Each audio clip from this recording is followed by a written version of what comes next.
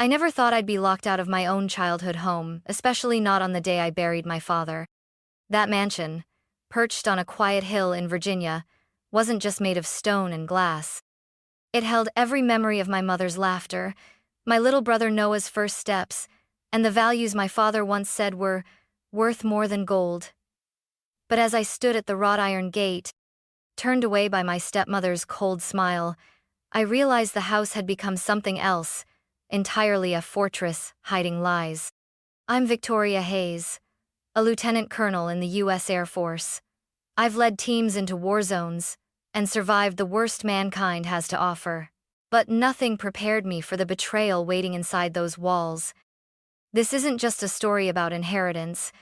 It's about legacy, justice, and the fight to protect what my parents built before it's erased completely. I still remember the day the call came. I was halfway through a tactical briefing on base when my phone buzzed. It was Noah. My younger brother never called me during duty hours, especially not in the middle of the week. I stepped out, heart pounding. "Noah?" His voice was trembling. "Victoria, it's Mom. There was an accident." I froze. "What kind of accident?" She didn't make it." The world tilted. I stood under the blistering Virginia sun, uniform tight against my chest, but suddenly I felt like I couldn't breathe. My mother, Margaret Hayes, was the heart of our family. The kind of woman who remembered every birthday, recited poetry by firelight, and made cinnamon rolls from scratch on Sunday mornings. And now she was gone. By the time I got home, the mansion felt like a tomb. Noah ran into my arms, his face buried in my coat. "She's not coming back, is she?" I couldn't answer. I just held him. Our father, Richard Hayes, once a towering figure in finance and in our lives, sat slouched in his leather armchair. His eyes, always sharp and commanding, were dull-dread from crying. He held one of Mom's scarves like it was the only thing keeping him grounded. "I didn't even say goodbye," I whispered. For weeks, the house was quiet. No more piano music echoing through the halls, no more Mom's laughter. Just silence and shadows. Dad returned to work almost immediately. He didn't speak much, barely looked up from his computer when I visited. Noah, just 12, stopped drawing. He'd always loved sketching the woods behind our house. But now he'd sit curled up on the couch with the scarf Mom had knit for him, eyes empty. I tried to be strong for Noah, for Dad, for myself, but grief didn't follow rank. It seeped in through every crack, and I began to realize the house that once felt like home was starting to feel foreign. On the day of Mom's memorial, I stood beside her portrait in the church we had all loved. I gave the eulogy with a voice I barely recognized, strong on the surface, broken underneath. "She taught us that love was strength," I said, "and that real legacy isn't measured in money, but in kindness, honesty, and presence." People clapped softly. Noah cried quietly. Dad didn't say a word. I thought that would be the hardest chapter of my life. But I was wrong. It started with a dinner invitation. "Just come by," Dad said over the phone one night. "I want to introduce you to someone." His voice sounded steadier than it had in months. I wanted to believe that meant he was healing. So I dressed in something respectful, but simple, picked Noah up from his art class, and we drove through the familiar iron gates. She was already seated at the dining table when we arrived. "Victoria," Dad said, gesturing with forced cheer. "This is Vanessa." She stood and offered her hand. Her blonde hair fell in perfect waves, her designer dress hugging her figure like it had been tailored for the occasion. Her smile was dazzling, but it didn't reach her eyes. "I've heard so much about you," she said warmly. "Your father talks about you all the time." I nodded, polite. "That's funny. He barely talks to me at all." There was a pause. Vanessa let out a soft laugh, but her grip on her wine glass tightened. Then came her daughter Brielle. She strolled into the room like she owned the place. 14, the same age as Noah, but with a smirk that belonged to someone much older. "So, this is the famous mansion," she said, looking around with mock curiosity. "Kind of old-fashioned, don't you think?" Noah shifted uncomfortably beside me. I placed a hand on his shoulder. We all sat down. The table looked the same. Mom's fine china, the silk runner, the chandelier casting soft light on polished silverware, but the atmosphere was wrong, cold, hollow. During dinner, Vanessa complimented the food, asked about my work, and talked about how lonely Richard had been. "I just want to bring joy back into his life," she said, reaching to squeeze Dad's hand. I said nothing, but in my chest, a knot tightened. After the meal, I helped Noah put his dishes away when I heard voices from the hallway. "I don't get why we have to live with them," Brielle was saying. "Can't you tell them to move out?" I stepped into the hallway. Brielle's face went blank. Vanessa turned, startled but only for a moment. "We were just discussing the logistics," she said smoothly. "It's a big house after all." I stared at her. "It's not a house. It's our home." Vanessa smiled. "Of course, and I want to be part of it." But I already knew. She didn't want to join our family, she wanted to replace it. Later that night, Noah pulled me aside. "She moved Mom's painting," he whispered. "The one over the fireplace." I walked into the living room and froze. The portrait of Mom in her garden gown. In its place was an abstract piece, sterile and loud. That's when I realized Vanessa wasn't just here for Dad. She was here for everything. It wasn't one big blow. It was the little things that chipped away at us. Noah stopped sketching in the sunroom. Vanessa had turned it into a yoga studio, complete with mood lighting and glass walls. "Natural light damages furniture," she said when I objected. Brielle made herself at home quickly. Too quickly. She'd roll her eyes at Noah whenever he spoke, mimic his voice, laugh when he stuttered. "You're such a little baby," she'd sneer. "Is that why your mom left?" Noah never responded. He just looked down, shoulders tense, fists clenched. One night, he called me while I was still on base. "Victoria." She tore it. "Tore what?" "The drawing. The one I made of Mom's garden." Brielle ripped it in half and flushed it. Said Mom doesn't live here anymore. I drove home at midnight. When I walked into the living room, Vanessa was sipping herbal tea.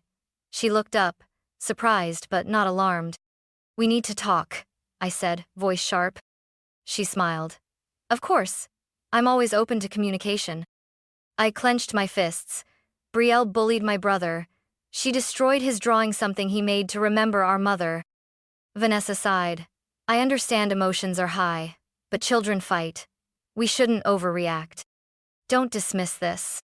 She tilted her head, her expression softening artificially. "Victoria, I know it's hard letting go, but this house is evolving. We all are." That word evolving burned in my ears. It wasn't evolution, it was erasure.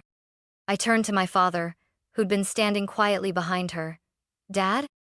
He looked at me. His eyes were weary. "I don't want more conflict." Conflict? My little brother was being emotionally crushed, and he wanted peace? "I'm taking Noah," I said finally. "He doesn't deserve to live like this." Vanessa gasped, but it was performative. "You can't just—" "I can, and I will." That night, I helped Noah pack. He held onto the torn pieces of his drawing, tucked between the pages of Mom's poetry book. He was silent, but his hands trembled. At the door, Dad stood in his robe. "This is still your home," he said quietly. I turned to face him, tears burning behind my eyes. "No, Dad. It was."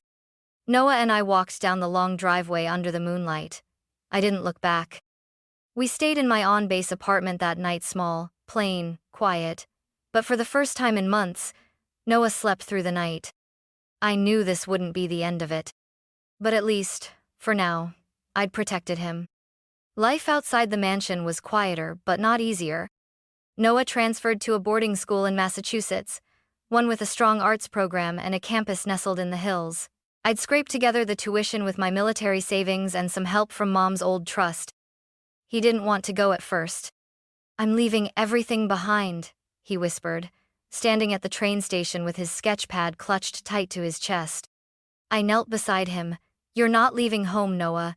You're just leaving the house. Home is with the people who love you." He looked at me, eyes red. But Dad?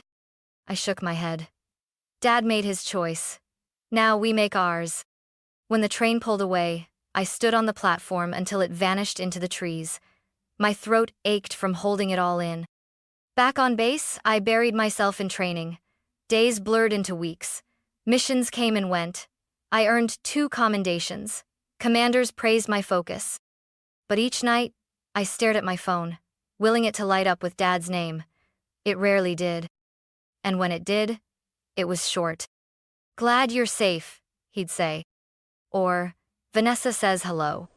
Every call felt more like a business transaction. The man who once read me Roosevelt quotes in the study now barely remembered my schedule. Vanessa was always in the background, always helping, always answering the phone first.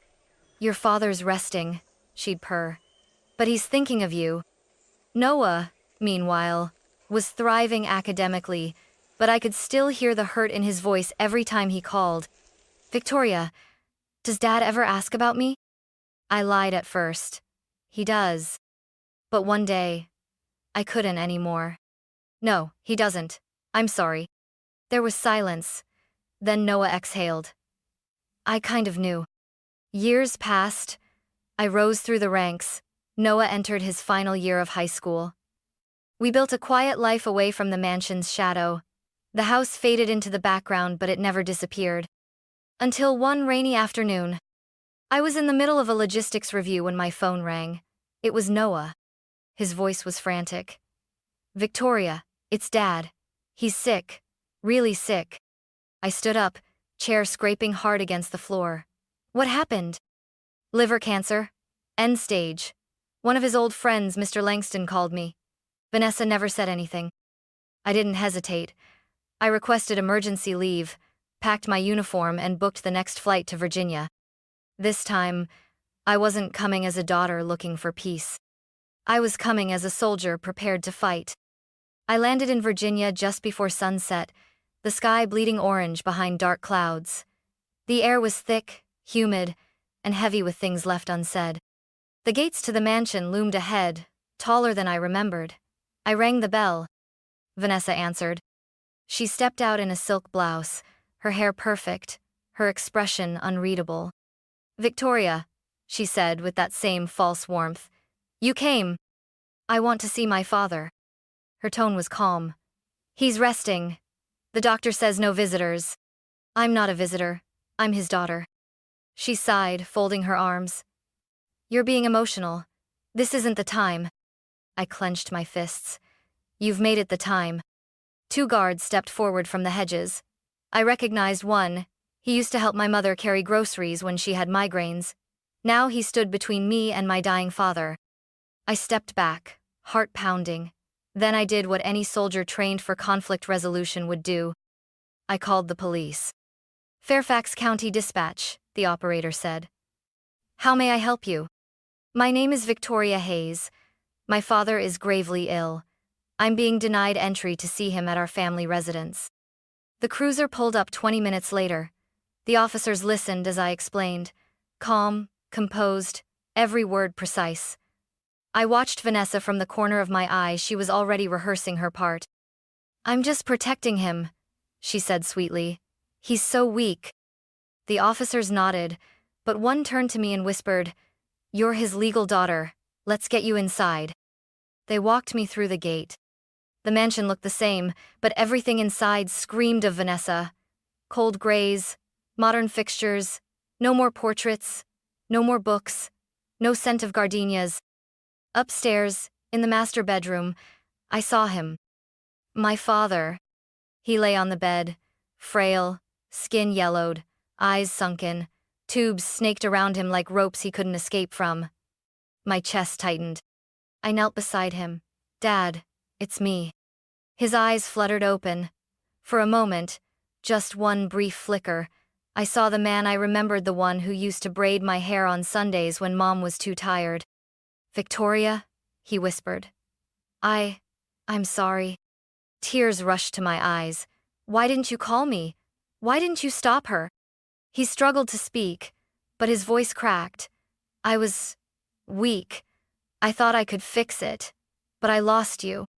You didn't lose me, I whispered, clutching his hand. I was always right here. Vanessa appeared in the doorway. Okay, time's up. The officers exchanged glances. It's okay, I said quietly. I'm done. But I wasn't. As I stood, the guards returned. You need to leave, one said, firmer this time. Vanessa's voice snapped like a blade. Now. I turned to her. He's still my father. And now he's my responsibility, she replied, smiling thinly. I didn't fight. I walked out, but every step felt like retreat. At the gate, I turned one last time to the house where I was raised. A house filled with music, birthday cakes, lectures about integrity, now silent. I didn't just lose my father that day. I lost every last piece of the life we once had. 3 days later, my phone rang again. It was Vanessa.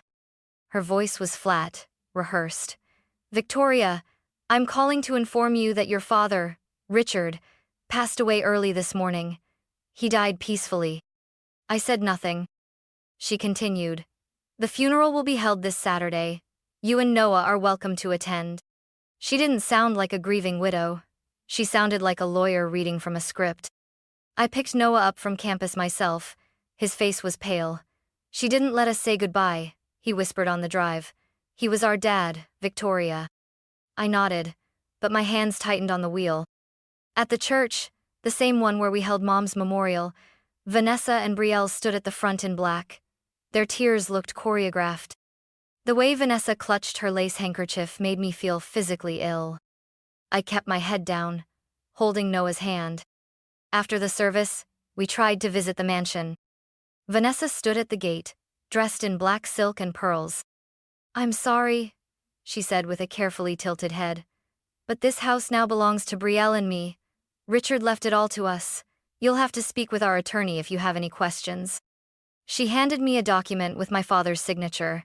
It looked real, too real.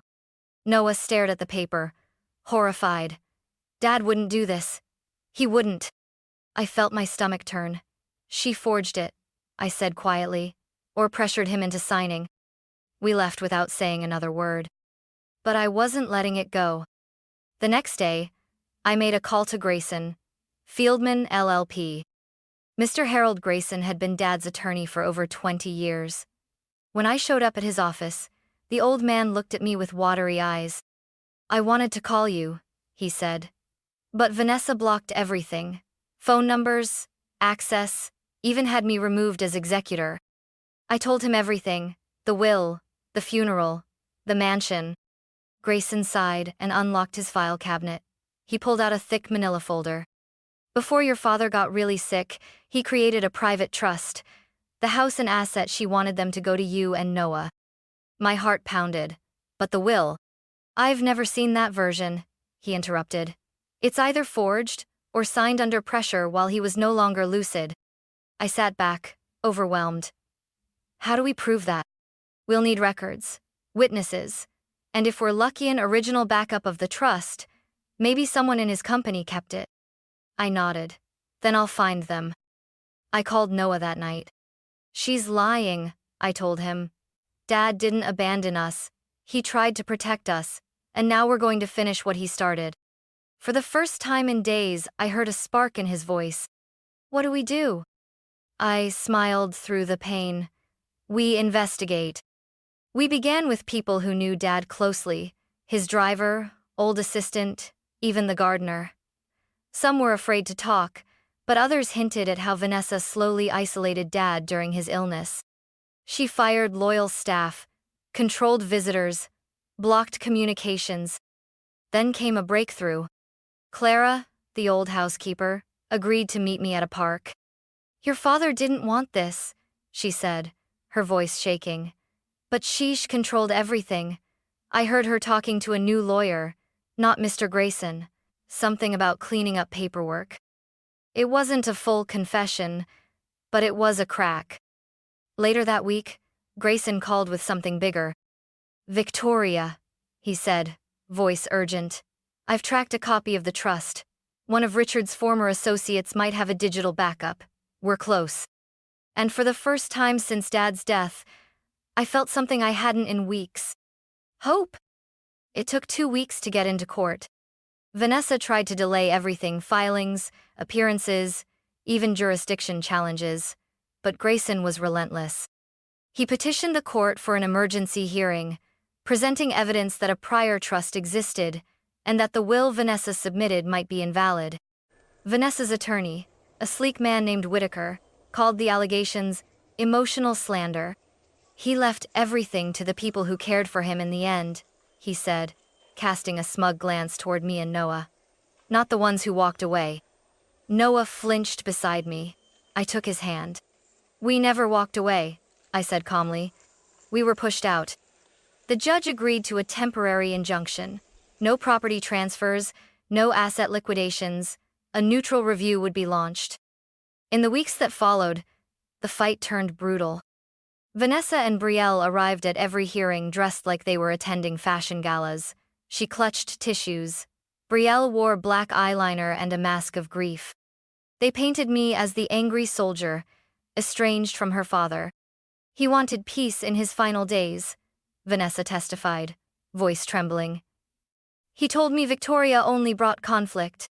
I said nothing. Let her perform. But Grayson was building our case. We compiled staff testimonies, email chains, transaction records showing sudden transfers of Richard's assets into Vanessa's accounts while he was undergoing palliative care. Then, one morning, Grayson called me with fire in his voice. Come to the office, now. He met me at the door holding a USB drive.